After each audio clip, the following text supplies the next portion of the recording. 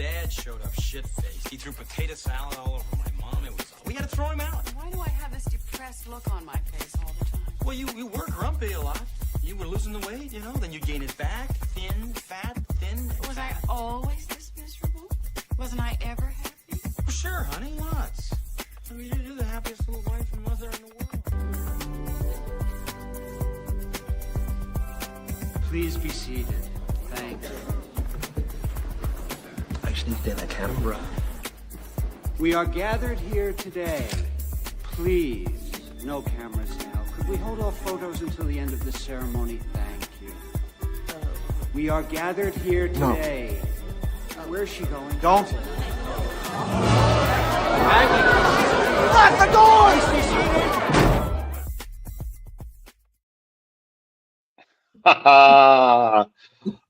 Ladies and gentlemen, welcome back to another exciting episode of BW Flix, the Average Movie Critics. I'm your host, James J. Train Martin. This is my co-host, B. Brian Arndt. Man, how you doing today, brother? Good. Ready to get into some movies once again on this Tuesday. Absolutely, man. Look, I was excited about seeing these movies. I really, again, like you said, we love to get into some movies, and we when we come to you, ladies and gentlemen, we're going to give you spoilers. I'm just going to give you that alert ahead of time. If you have not seen the movie, we try to give you a week in advance to watch the movies, and we try to give you a source or an app, which is Tubi. The majority of movies that we review are from Tubi. It's free. You can download it, put it on your phone. Shout out to Tubi. And you can watch the movies for free without having to go pay $3.99, $4.99, $5.99 for a movie, or $20, $30, whatever it is, a movie theater, plus popcorn. That's about $70 for a bucket. Right. That's without the butter. And that's without the butter. Right. You go get you pay a cheaper price for an oil change with your car than you do for the butter and the lube. And right. I mean, the popcorn and the lube with the butter. But that being said, man, look. Yeah, right, exactly. The two movies that we're going to talk about today is Overboard in 1987 and Runaway Bride in 1999. These are rom-com movies, and we let you know before what we're going to go over this. First movie out the gate is Overboard. And I'm just going to let Brian go over a few things, who's in it, how much the movie cost, what it made at the box office, all that kind of stuff. Yeah, so Overboard, and by the way, Overboard and our other film, Runaway Bride, has the same director. It's directed by Gary Marshall. Very popular in this stack of years between these two movies. He was doing a lot of directing. So that was, and it's pretty cool that he directed both of these. Overboard is starring Goldie Hawn as Joanna Staten or / Annie, Kurt Russell as Dean Prophet, Edward Herman as Grant Staten, Catherine Hellman as Edith Mintz, that's Goldie Hawn's mom, and Rudy McDowell as Andrew the butler. Now, there are some other people on here that made some appearances. For instance, Gary Marshall, he always seems to want to be in his own films, kind of like Stan Lee. He does the Stan Lee on everything. Gary Marshall in this movie, he was a drummer, he was uncredited, of course. And another person that you might notice a lot in some of these movies and in TV shows, as a matter of fact, is Hector Elizondo. He was the garbage scow skipper who was talking in an accent. He said, "You can't say that word." He said, "No, I didn't say that." I said, I said, Flocka, or whatever it is. He said it in his Portuguese accent. He said it's Portuguese for seal. Mm-hmm. So we can't put that on TV. But yes, so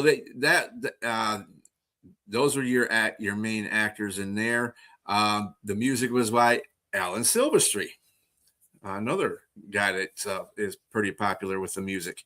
Production companies: Metro Goodwin Mayer, better known as MGM, Star Partners Ltd, and it was distributed by MGM/UA distribution company, which is United Artists, by the way.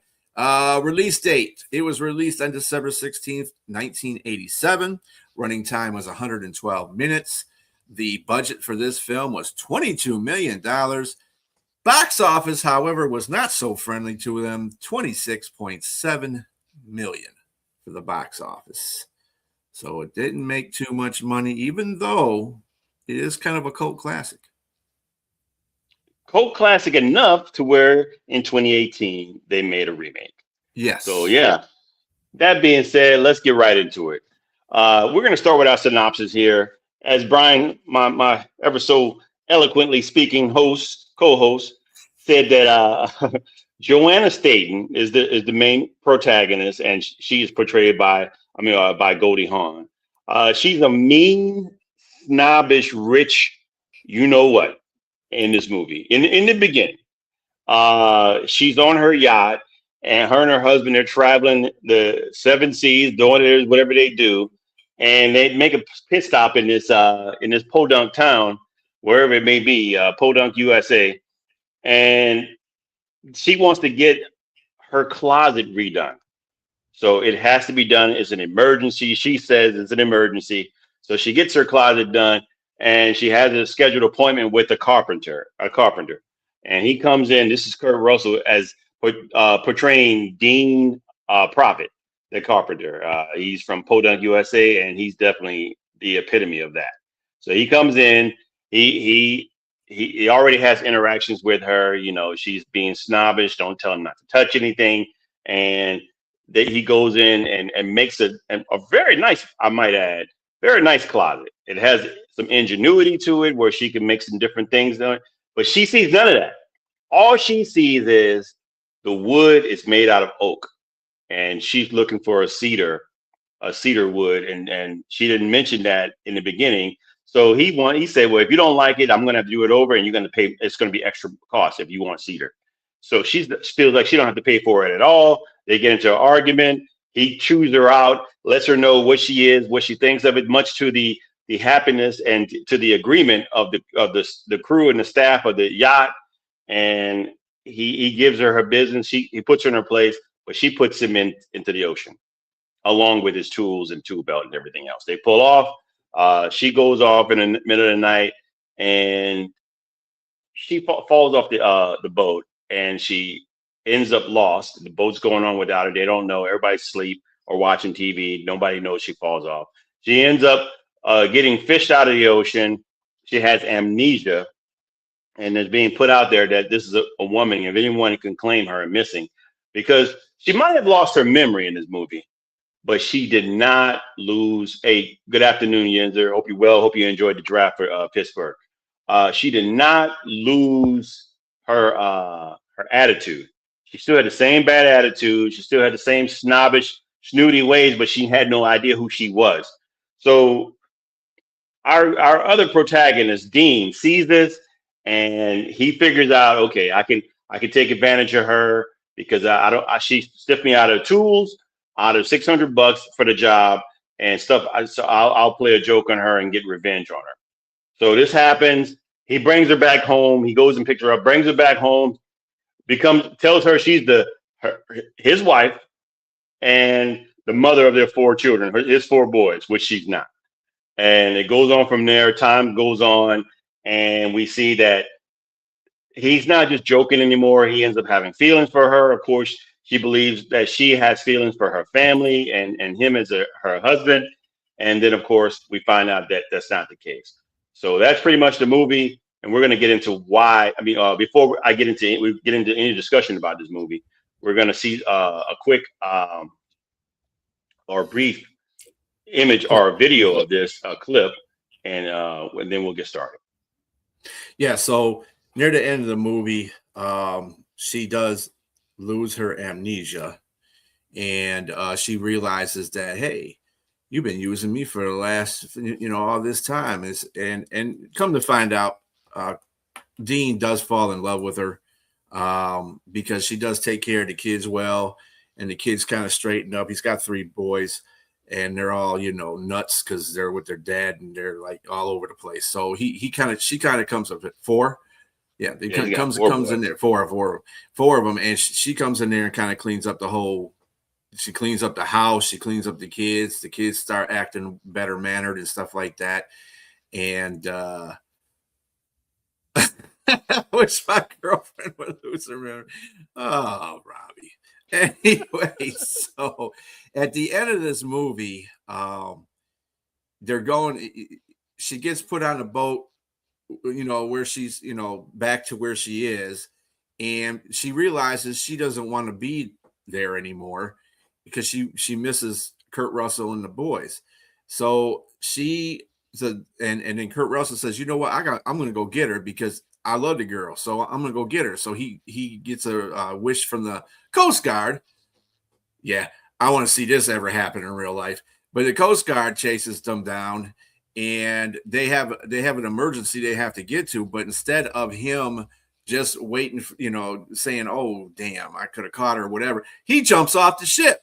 Well, when you jump off the ship in the Coast Guard, it's man overboard. So they got to stop whatever they're doing or wherever emergency they're going to and get your butt out the water. So here it is, and they both see each other, and they both jump into the water at the same time, and this is where this clip takes us.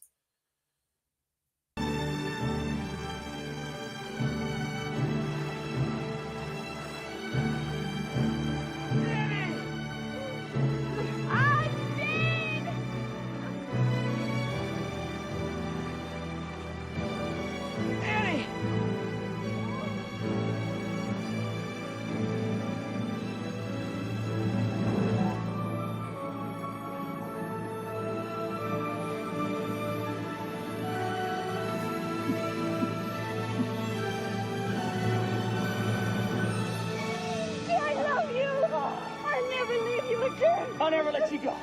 You're my Annie, and you always will be. Man overboard is kissing woman overboard. Our rescue boat is starboard. The guy with the arrows is being pulled in at port. It's a hell of a day at sea, sir. Yeah. Oh, shout out to the man. Coast Guard. You guys do great service out there too. So we appreciate sure you. That they are part of the armed forces as well. Did I like this movie? Yeah, I haven't seen it in a long time. I watched it back in the 80s when it came out. My family, I remember my grandmother loved this movie, my mom. The whole family loved it, I include myself. And does it hold up when I look at it now? I mean, because I want to do this premise a little bit different than like I said last time. I thought I did a little too much talking, ladies and gentlemen. And I didn't, my co-host right here, my cool co-host. I thought we need to be able to interact a lot more. Let me see. This is exactly, Yenzer. Make me feel old. So I got 5 questions to impose on the movies now, and so the first one would be: is this movie actually a good comedy, and is it romantic?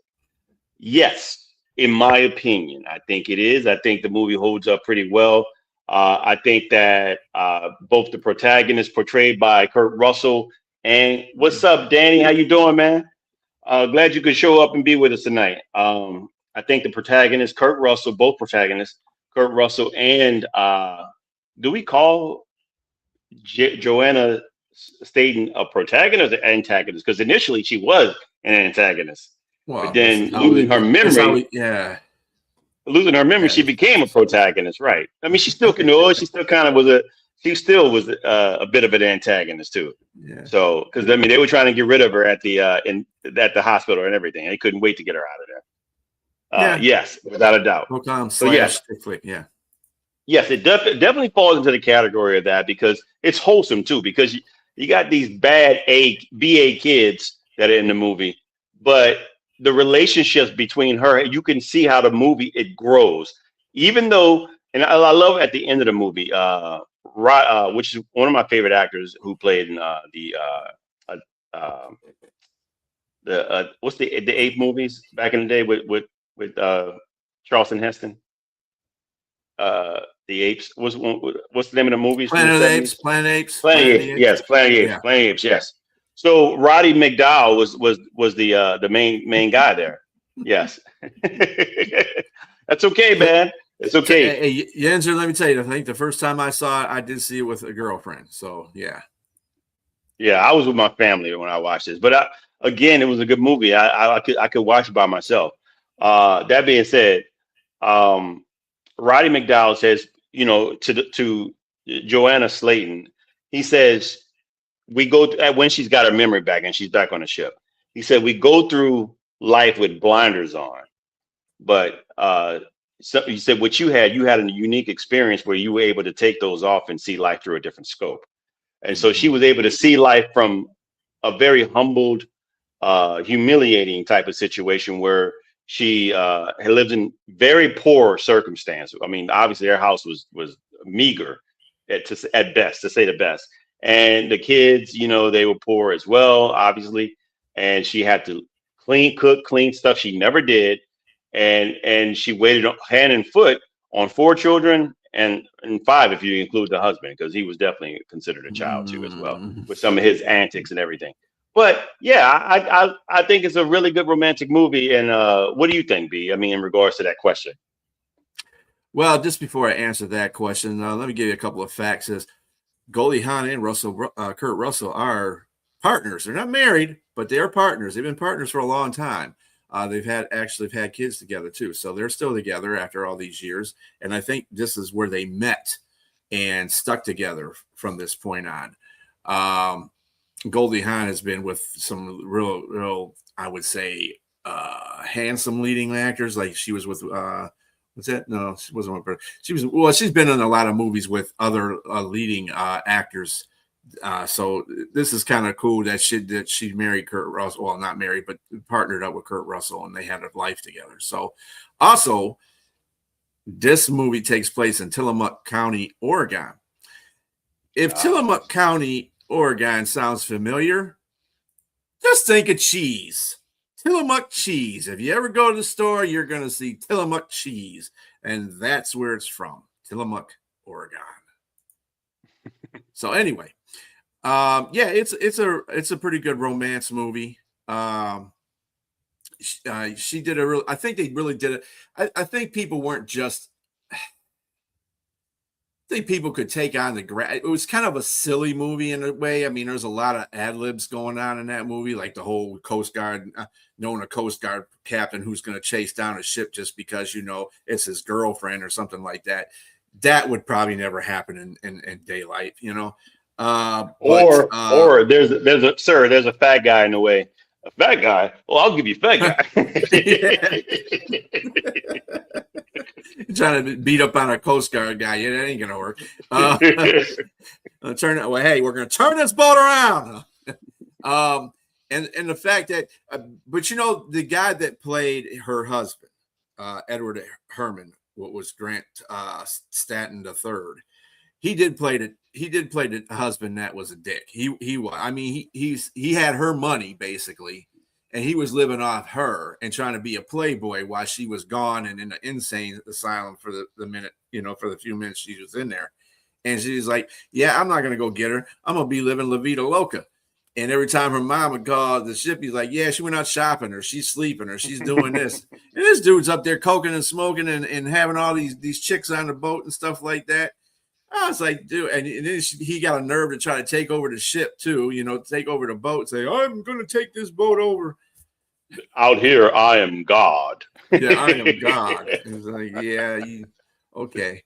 So Goldie's like, yeah, her character's like, nah, I'm not doing this. No, because I can see it was great. It was a humility experience for her, on top of the fact that she remembered everything, but now she knows what it is to cook, clean, care about people and stuff like that in a real way instead of the fake stuff. I think she had fake love with the dude anyway. It was just somebody that just was a high profile person that she got along with. That was her husband. So you can say most of that relationship was fake. Just, money was real, but, and it transcended upon her that she had to be fake and stuff like that. With the whole Oak versus the, what was Cedar, it? Cedar. Yeah. I was like, you didn't even tell her that. He's like, you didn't even tell me that, lady. And he then proceeded to cuss her out. And that's why she threw him over. Well, she knocked him overboard.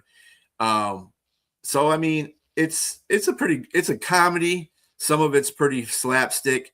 Of course, the whole photo thing was hilarious, like you saw in the intro. I was like, now you know damn well this does not look like something natural. It doesn't look like she should be in. So I was like, if she believes this, you know, she'll believe anything. Because nowadays you can doctor photos up and it'll look just like the day that you know, you can have the sunlight. AI have you believe in everything. Boy, Now. hell yeah. AI, yeah. Too bad AI wasn't going on there. You better have been more convincible in this movie. But yeah, I mean, besides the quirks like that in the movie, it was a pretty good movie. I don't understand why it made $26.7 million at the box office, but what was this, a 90? Is this an 87 movie too? 87. Yeah, 87. 87. Yeah. 87. So 84, a lot of times, I don't know. where movies, I think where movies fail is that they don't have really good advertisement, or they don't market the movie good enough. And so, because you can see when something becomes a cult classic, it's just that they probably missed the mark in the beginning. They missed the mark in the beginning, but a lot of times the movie gets to the video, everybody finally gets a chance to see it. Word of mouth happens. You're like, oh man, you got to check this movie out. Oh, let's go rent this movie from Blockbuster back in the day, if you remember that. You know, everybody's make sure you bring it back on time because you're going to get charged late fees, that kind of thing. And make sure you rewind it. Yes, and rewind it too. You're going to get charged for that. Yes, exactly. You get charged for that as well. But yeah, this movie should have made a lot more money back then, but I'm kind of glad that it is a movie where, in a sense, where it's such a cult classic, they were able to make a remake, even though I think that wasn't as good as, I mean, I didn't see it, but so I can't really judge it. But I mean, from what it looks like, it wasn't as good as the first. But my next question would be kind of leading to what we were already talking about. Is there good character development here? I think so. I think so. You already know Joanna Staten is who she is. I mean, the rich, snobbish bitch, and yeah, I mean, it's what it is. There's no getting around that. They want you to put. Goldie Hawn did a great job of portraying that type of character and who she was, and seeing a total contrast when she has amnesia, and when she's put in a situation in her humble surroundings. And Kurt Russell is portraying Dean Prophet. Dean's not all innocent himself. He's not mature. He thinks everything's more macho. Like I make the money, you cook the grits, you clean and do everything else. Yes, and that's just where he was. And I go out with my friends, although he wasn't going out with his friends late at night. He's just portrayed as though he was. Because he didn't want her to know he was working an extra job, that was like a dirt job, that was kind of beneath what he was already doing because the guys were even talking crazy to him when he was out there doing it. And he was just taking it because he needed the money to take care of his family. He was doing what any Joe would, any man that's out here taking care of his family. He was kind of doing that. And I love seeing that. And she loved seeing it. But yes, the development of these characters go along, you see how it's built and let you know who they are and how they end up coming together. I liked it. I thought it was good enough in the movie to the development of these two characters and the supporting characters. I thought people were like Andrew, the head butler on the yacht was a good character. He was developed well.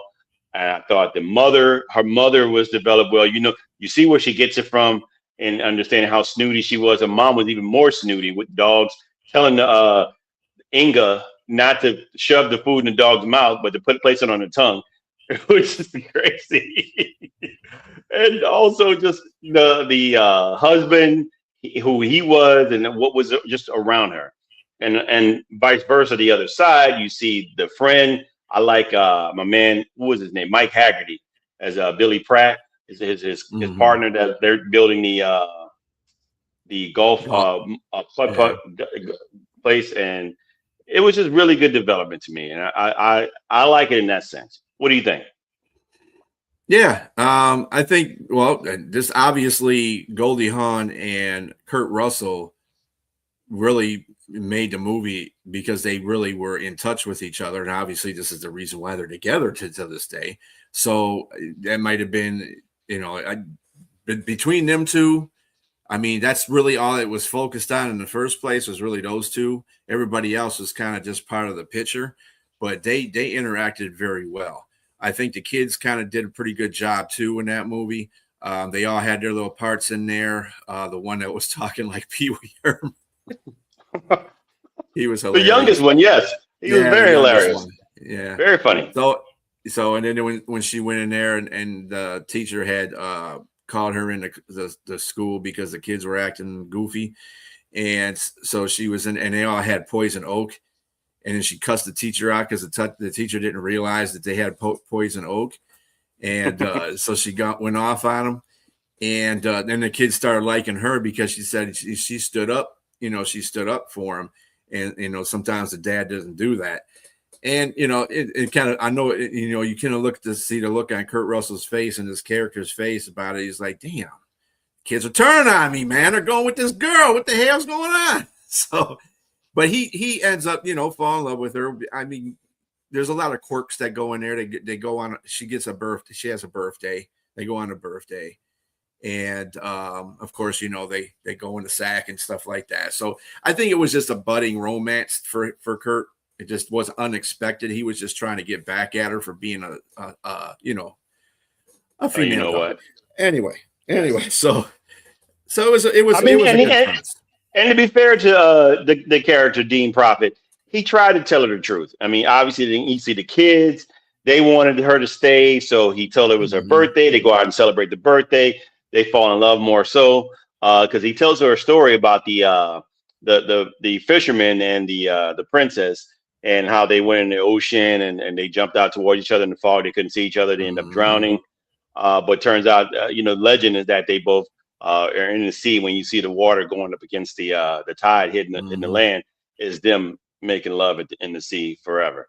And that's why you see at the end, we see them jump into the water. They called it those same names out of those two characters that he mentioned. And it was that's very cheesy and romantic at the same time. But that being said, the ending to me is where you wonder, is it realistic? To me, is the ending realistic? And that's the question I'm going to ask you, B. Is it realistic enough to be considered a true romantic movie or something that would happen in real life? Meaning a rich lady gets her memory back. She went through all this stuff with the guy, and would she end up taking him back, because she's in love with him and taking the 4 kids that aren't even hers. And that being said, I think that's kind of unrealistic, to be honest with you, but it's still made for a good theater. It made for good fantasy and romance, and the most romantic movies are fantasy to me, just like sci-fi and all this other kind of stuff. And so I still liked it. I thought it showed that the biggest thing I got from it is that a lot of times in life we have to go through humility and take a look at ourselves and make sure that we are checking ourselves at moments and not belittling people or not trying to take advantage of people. Like you see, like I said, one belittled the other in the beginning, and the other took advantage of the one when they're at their lowest point, and both realized the error of their ways later on. Because as you saw, Joanna apologized to Andrew, her butler, with how she behaved, and what's his name? He was really he felt bad throughout the movie and told her the truth, but they didn't believe it because she thought he was cheating on her with someone else. And now it turns out, when the underwear had JS in it, and it turns out it was her name, and that was her underwear. But yeah, but all in all, I thought it was a good movie. It was a good enough movie. I'd watch it again. Would I recommend this to anybody? Yes. I'm going to always recommend all of our movies that we talk about because I want you to at least see the movie once. But I would recommend you see this. And I'd watch it again. I'm going to give this 3 buckets of popcorn. Ooh, 3 buckets of popcorn. Look at that. And they're dancing. They're overboard. The popcorn's overboard. Yeah, the popcorn's overboard. I think I would probably stay with that as well. I think that all love stories in the movies, it's Hollywood. So you're going to make extra out of everything. Like the whole scene at the end where the Coast Guard say, that'll never happen in real life, but it made for an interesting ending and a more romantic ending. So, yeah, I mean, I can dig it.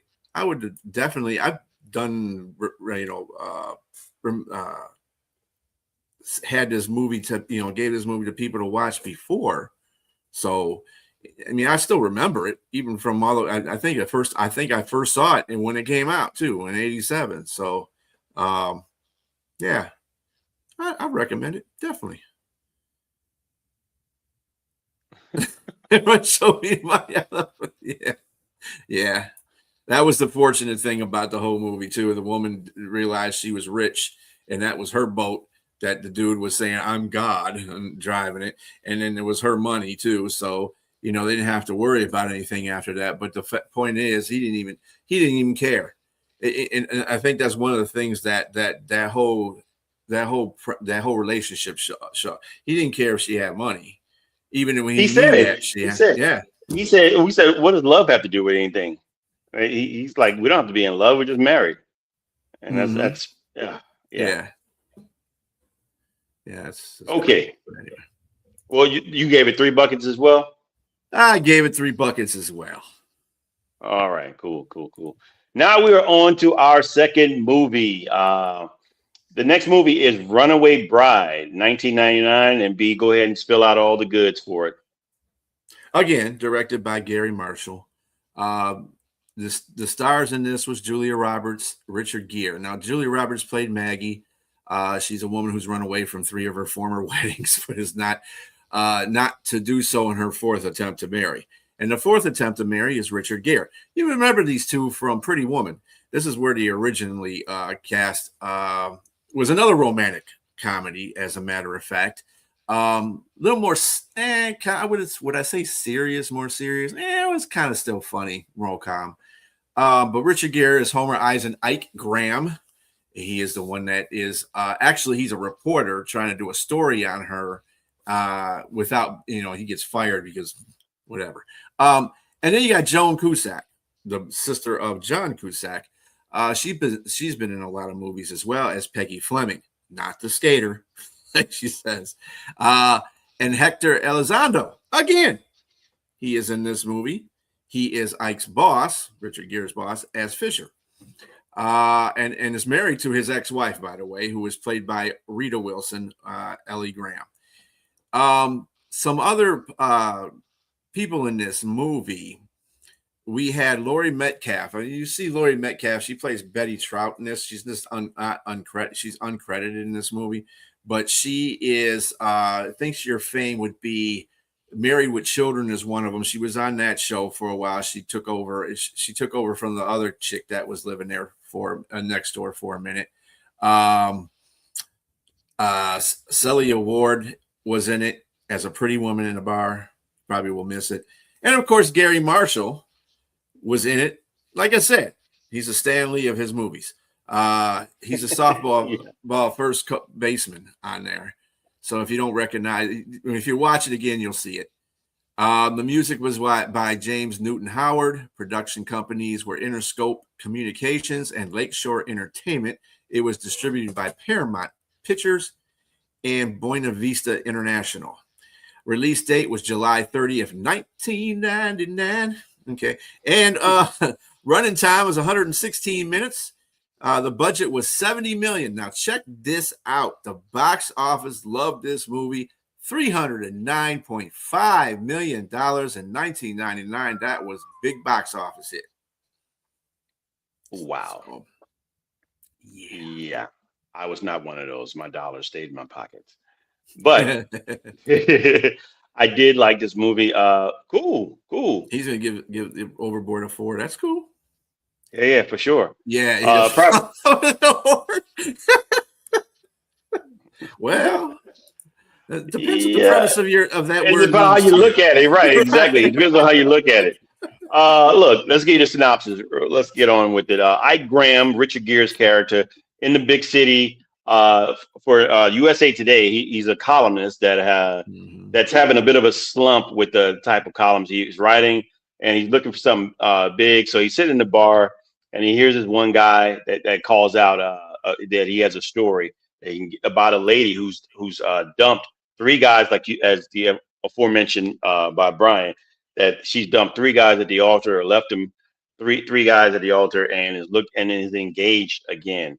And so he writes a story, I don't think he proofreads and does a lot of research for it. He just thought he pretty much had a reliable source. He went off the guy's source. So some of it's embellished, and the girl finds out about it, Maggie Carpenter, and she gets her lawyer involved with USA Today. So like you mentioned, Brian, he gets fired. But Hector Elizondo's character, Fisher, is definitely he's one of his higher ups. He comes to him with the story saying that you might want to look at that again, into that again, because turns out, although that you might have pushed the envelope just a little bit, it still happened. And so she's going to get married again. So this still will be a big story if she does it again. And so, like you mentioned, Graham becomes the guy that she ends up leaving, but he's not the initial guy. Chris Milani from Oz and from SVP. If you don't know what SVP is, what Special Victims Unit, right? Yeah. SVU. Yeah, SVU, yeah. Special unit. Law and Order. Law and Order. Yeah, right. It's a spinoff of Law and Order. Yeah, for sure. Chris Milani, the cop, one of the cops on there, he plays Bob Kelly, and he's the football coach, and he does a few other things in the town. But he's a teacher and football coach as well, gym teacher and football coach, and he's her engaged husband to be. He's her engaged husband to be, and so he goes through town. He goes to the town, tries to follow her and talks to everybody about her to figure out what's going on with her, so he can have his story again. And so we'll get into that. We might have a video for it. Let's check out Brian's video, the clip. All right. In this video, she's explaining all the rings that she's collected from her previous marriages. Engagement rings, I guess you could say. And so she's going through them, and he's kind of like, okay, this, and he gives her a kind of a statement at the end about the whole situation. So here you go. Brian. Oh, Father Brian. And Gills, of course. Gil, yeah. And George. He proposed at a butterfly farm in St. Thomas. The ring was inside a cocoon. A little too Silence of the Lambs for my taste, but... Well, he's an entomologist. Thought it was very unique. And finally, Bob. Mm-hmm. He proposed during the 7th inning stretch at an Oriole game. Wait, don't tell me. Scoreboard lit up with Marry Me, Maggie. It was one of the most wonderful moments of my life. Highly suspect. What do you mean? It was incredibly romantic. Look, maybe it's just me, but... if you gotta dress it up like that, it just doesn't ring true. So, as you can see right there, there's good character development, because right now you see the character, Ike Graham, he's figuring her out. He's starting to figure her out, which he has a lot to do to figure himself out as well. Because, again, like you mentioned, he's divorced, and he was fired by his ex-wife that happened to work for the same company. But that being said, I mean, is there character development here? I think it's for the main two protagonists, yes. Because you start to figure out, you start to peel back the layers of who these people are. You mean, first, Maggie, why would she dump 3 people at the altar and live in a town? And first of all, why would any other guy after the first one want to try to marry her and she left you at the altar? That didn't make any sense to me. But that being said, yes, Maggie's character is starting to be the layers are starting to be peeled, and you can see, okay, kind of who she is and what's going on. And Ike is looking at her like, okay, like he mentioned to her, he asked each one of the guys that she dumped the eggs. He asked them about the eggs. What kind of eggs did she like? And each one had a different type of egg that they said she liked. And turns out is that she didn't know what she liked. She's more of a people pleaser, and she's just happened to be getting married with somebody for the sake of just being married without understanding who she is and what she wants in her life. And so I got that part. I saw the development there and she also pointed a finger back at Ike as well, stating that you got all kind of stuff going on too. I mean, you wrote these things about these articles about everybody else, but you never wrote one about yourself. She looked back into his past, and he's looking at himself like, okay, why did you get divorced too, and all those other kind of stuff. They go into that, and he ends up obviously apologizing to his ex-wife because he never saw her for who she was, and she saw that, and they both apologized to each other. So you start to see things start to peel back with each other, with both of them, and of course they start to have romantic feelings for each other in a matter of 2 minutes. But it's a romantic movie. So yeah. So that in regards to the character development, what do you think about that? Yeah, I think in that video too, that little clip that we showed, there was a part where he touched her finger, and you could see her getting a little flustered on that. And I think that the whole time she started really liking him. She started really liking him and kind of not trying to fight that feeling because she knows she's getting married to another guy. And then as it progresses, Richard Gere starts doing the same thing. He starts falling for her until they both, until that whole incident when they're doing the pre-wedding thing. And he tells my man tells him to kiss her, and they do this lip lock like they are really passionately kissing and stuff. And he and Richard Gere ends up getting punched because of it. So like, I don't want to marry you no more because like, damn, really, over a kiss? Okay, whatever. And her overzealous friend is always looking for a guy. She runs after him. Mm-hmm. This may not be the right time for this, but here's my number. I'll take care of you. Don't worry about it. I got you. And again, I'll say this about character development. One thing we learn about Maggie is that she's flirty. Her friend Peggy, they're at the baseball game, and she does the chest bump and everything like that with with Peggy's husband, and Peggy doesn't really like that. But before that, I loved Peggy's line. It was so funny. When she was sitting down with Ike and they were talking about everything that's going on, and she mentioned who her husband was. He did radio, and his last name was Fleming. And she said, waking up in the morning with Flem was hilarious to me. But yeah, I mean, again, you could see her friend didn't like that.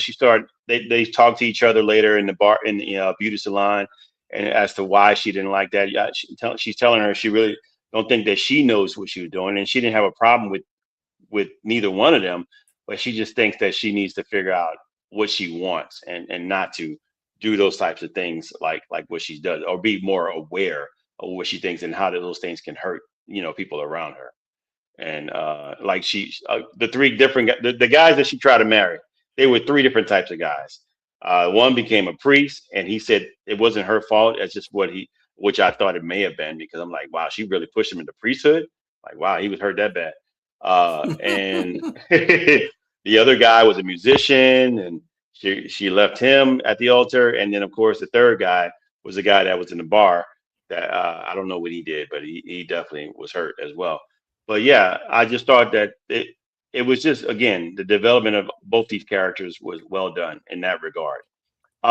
In regards to this movie, the finality of it, Richard Gere ends up being the guy that's looking to marry her, and she, as we showed in the video in the beginning, she leaves him at the altar, and she learns more. I mean, she actually learns more about herself as she goes to New York and breaks into his apartment to let him know that she figured things out about herself, and she ended up moving because he encouraged her about some of her work. She was an industrial design artist, and she made like lamps and different things like that. And he said this would do well in New York, and so she ends up doing that, of course. And then, of course, they're still in love, and we know how the movie goes. They end up getting married. She doesn't leave him at the altar. It was another nice gesture, like you mentioned. He listened to Miles Davis, and she, things that were going along that showing that they like each other. She gave him a really rare, special album, and also he stood up for her at her luau or whatever. Mm-hmm. Everybody's making jokes and cracking jokes about her. He was the only one that stood up for her and said, everybody needs to look in the mirror and would they want something like this to happen to them and that sort of thing. I'm paraphrasing, but yeah, so I could kind of see how they would be together at the end, because he was really the only one kind of, I guess, that just stood up for her and then showed his feelings, and he loved her. And she actually liked him. She liked everything about him, and learned more about him. She didn't just pick somebody. She just felt she felt a genuine connection. And that's what I saw in that movie. So I can kind of see them being together, even though all is just still crazy for any man to just go and not going through some psych ward. I mean, some psychology, and sitting down and saying, why would you choose this lady, knowing she has to figure out her own situation when she's had 3 guys that she's dumped. She can't figure out, if she can't figure out she loves them, how's she going to figure out she loves you? And then that's the only part that makes sense to me. Self-healing, people. Things that happened in the 90s that don't happen now because everybody's got to be coddled. But anyway, figuring out each other's mentality in that situation. And he was really trying. I think he really cared about her because he was trying to find out why she kept running from these marriage situations. And when she went back to New York and she did the furniture and her lightings for the industrial lighting and stuff like that, she also went and tried all the eggs that she was accused of liking. Each one of those guys' eggs, the same thing they like, and she just wanted to pick something that she liked. And it was funny because she kept I was with all these damn eggs in front of her and she was trying them. I was like, oh, now you want to do something different. But anyway, she was living for herself, in other words. And when at the end, she basically did it the way I think that somebody in that situation should have done. She went to ask him to marry her, not him to marry, her. So For sure. It worked out well that way. And I think that was the whole point. She had to be her own person. She wasn't her own person in Hale, Maryland, by the way. That was the city that they were in. By the way, it's not Hale. It's actually Berlin, Maryland. That's what it's called. But that's the city in the movie that was called Hale. But it's actually Berlin, Maryland. But yeah, so she didn't do anything. And she had all her family around her. Sometimes I see that too. That's something true in life. You got a lot of family around you. You got a lot of talking heads around you, and they kind of tell you to do different things. So you kind of follow stuff. And once she got out of that whole situation, away from her family and her friends, and went out and did stuff on her own, she realized, she learned about herself, and she learned that, hey, maybe he's right, in saying the reason why I was running away from these people. So it all came to realization for her. I think I love the premise of the movie. You know what I'm saying? It was deep in the mental category. If you were just following, just laughing at it, or because you liked one of the actors or actresses in it, I mean, okay. But movies sometimes in it, and this one had a lot of good meaning in it. So he and I loved the fact that everything started switching. They hated each other in the beginning, but obviously roles were starting to reverse. They started liking each other, and they started caring about each other. And you love the fact that he encouraged her to do things that she hadn't done, because she was the type of person that she just did whatever it was, I guess, that made sense for the matter, not for what she really wanted. And he made sure to let her know, go after what you want. And obviously, and be encouraged. He encouraged her. And so obviously that showed up when she started doing this stuff in New York. She's selling her pieces and different things like that. And also she stood up for herself. He taught her to stand up for herself too at the luau. Like when her dad said something that was funny but not funny, it was just a joke too much. And she stood up on him, and she made him look in the mirror. You're an alcoholic. Stop drinking, that sort of thing. And it was I mean, pretty much. It's hard to tell that to your parent too. I mean, especially your father. Right. You sassing back, but no. He sobered up immediately right there at that moment when she told it. Yeah. No pun intended. But that being said, I give this 3 buckets of popcorn. I same as the first movie. And also Hector Elizondo was in both movies. He was just in a cameo appearance in the aforementioned Overboard. Okay. So you. And what about you, my friend? Yeah. You know what? I'll tell you what. It was a better put together movie, so I'm giving it 4. I'm giving it a 4. Wow. I like the Yeah. I like the actresses and the actors in it. I think that Julia Roberts and Richard Gere, they work really well together. I'm surprised. I think they might have been in one other movie too, together besides Pretty Woman in this movie. Was it something country? I can't remember what it is, but anyway, yeah, they work well together. They're kind of like the whole Kurt Russell and Goldie Hawn thing. They're Yeah. just not married. So yeah, they work really well together. Oh, they definitely have good chemistry. I would say that. And so I like both movies that they portrayed that they portrayed their characters in. Pretty Woman and Runaway Bride. I like Pretty Woman a lot better, but I like this one enough to give it three buckets of popcorn. Okay. Okay. That being said, we usually at the end of the show, like towards this, like where we are right now, we end up picking a bio from one of the actors in the movies, and it coincidentally it happened to be in both. It's just like I said, he was just a cameo in one, but Hector Elizondo is the bio today. I could have easily picked Goldie Hawn. I could have picked Kurt Russell, Julia Roberts, or even Joanne Cusack. But Hector is the guy that doesn't get enough of his flowers. I think he's been in the business a long time. He's done some really good work, and I mean, one of my favorite movies. I'll just tell you right now, like I told you off screen, was Necessary Roughness, where he played Coach Gennaro. Mhm. He's one of these guys that plays a serious guy, but he has humor while being serious. So he could do both. He's sitting there. He's got a straight face. He's stoic, but he's saying stuff that's just like have you in stitches. Just totally funny, man. And like I said, in Necessary Roughness, he played the Coach Gennaro character, and he did a really good job in that movie too. But that being said, uh, Hector Elizondo was born the same name on December 22nd, 1936, in New York City to Puerto Rican parents of Spanish descent. He went to a high school school of performing arts in 1950 and excelled in both basketball and baseball.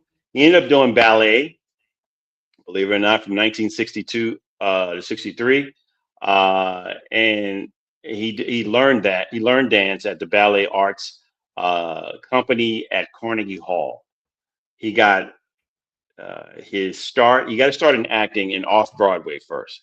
Most of these guys they start in off Broadway or Broadway, and he had a part in Kill Ty in excuse me, Kill the One-Eyed Man in 1968. Also, he got his first movie or no, excuse me, there's a play in The Great White Hope. The Great White Hope, if we all remember, with James Earl Jones in that movie about the late Jack not Ned Dempsey. What was his last name? The boxer, the bald-headed boxer, the brother that got across Mm. Mexico. I forgot. Jack. Can't think of it. Is Danny still here? Danny still on? Danny will know. Danny, if you're out there, give me that boxer's name. Uh, he went on to play God in the guise of a Puerto Rican uh, in the movie Steam Bath, Puerto Rican attendant. He also, in 1974, portrayed an ex-mafioso turned subway hijacker in the Taking of Pelham 123, which is another. That's the original one, but there's a Yeah, remake of that. there's a remake of that. Yes, Yeah. exactly. Now, Elizondo did most of his work in television. He would go on in television, including early stints in Poppy, 1975 to 76. He also played in Foley Square, 1985, 86. He and Gary Marshall would get their start together. And they would go on of all the 80 movies that Elizondo has done, 18 of those were with Gary Marshall. So he's done 18 movies with him, and in Pretty Woman, I think that was his first stint with him, and he Mhm. did 10 minutes in that movie, and it was worthy of a Golden Globe nomination. That's just how good Hector is. In 1999, of course, the aforementioned Runaway Bride, he had a very small, I mean, a small role in the movie where he was his boss for USA Today. He also played in the aforementioned Overboard. He had an uncredited role where he played, like you said, the garbage worker and the Portuguese garbage worker in the movie. That was pretty funny. They said a word that it was mistakenly made up for an F-bomb, but it was more so a word for seals. And he let me see, in 2000 and 2004 he did The Princess Diaries and its sequel. He is probably best known for his character as Philip Waters in Chicago Hope from 1994 to 2000. He would go on to portray Dr. Nevin Bell on Monk in 2008 and reprise his role in the 2023 movie of the same name, Monk's Last Case. In 2011 to 2021, he portrayed Ed Elzate on The Last Man Standing, a comedy sitcom. And with Tim Allen. Yes, Tim Allen, for sure. Hector has been 3 times married. Last marriage was in 1969. He's still with the same wife right now. And they had one son. He had one son, which unfortunately passed away, I believe, in 2017. But salute to Hector Elizondo. And that's it, everybody. I want to thank everybody for watching and joining us today. Hope you enjoyed the show. Hope you enjoyed these movies. We do not have a list or a showing of our movies we're going to speak on next Tuesday, but next month is Memorial. We're going to celebrate Memorial Day and Mother's Day. So we likely will have a movie that will represent mothers all over, and also probably a military movie or a law movie. And I will speak this out right now to existence. We normally mention Sonia Pearson. She's the proprietor of Friday Night with the Fellas, our sports show on Fridays at 9 p.m. She's currently in law school right now, so we want to send a shout out to her, and we're going to do a movie in regards to a law movie. So like I said, it's either military or a law movie we're going to do next Tuesday, and also a movie to represent mothers for Mother's Day. So if you have anything you want to put out there, please send it to our email. That is bwflix2026@gmail.com. Again, that is bwflix2026@gmail.com. And you can also send a constructive criticism or anything you think might make the show better. If you like the show, please follow us, like, and subscribe. We're on YouTube on the Mac McGrath podcast. Or is Matt McGrath, what is it? Network? McGrath Podcast Network. MPN. Yes, MPN, the Mac McGrath Podcast Network. There you go. Catch us on Tuesdays at 8 p.m. on live on YouTube, and you can catch us at any time on YouTube as well. But again, if you like us, please like us, share the wealth with everybody else, and subscribe. But B, you got anything for the audience? No, and this 2 good movies that we got today. Right. So we will see you guys next time. Also, hey, just keep it up, everybody. Subscribe to the network so you can see more, because we're going to add more shows on here sooner or later. So just keep up with us, and we're going to show you the schedule at the end of the show here. But again, thank you all for supporting us. And just keep supporting us, and we'll bring you more classic movies and more new movies. And we'll see you next Tuesday. Have a good night. Peace.